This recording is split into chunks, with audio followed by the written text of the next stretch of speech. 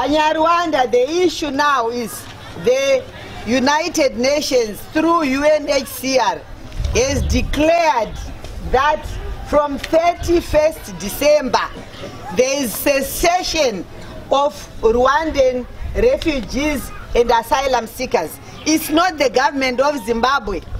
That's the position of the United Nations. Rwandan refugees cease to be refugees from 31st December. And I want to underline, it's not the government of Zimbabwe, it's the world position.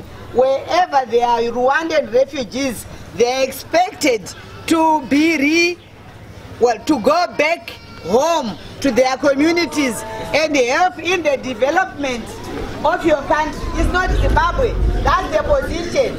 Umoja wa Mataifa uliamua kwamba kuanzia tariki 31 mwezi wa 12 au le 31 Desembre ya hii mwaka hakuna ukimbizi tena kwa Wanyarwanda.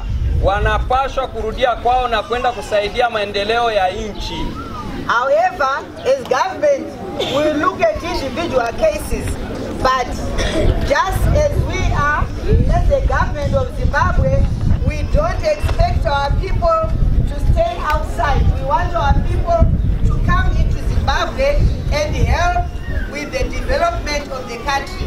And that is the position as far as Rwanda is concerned.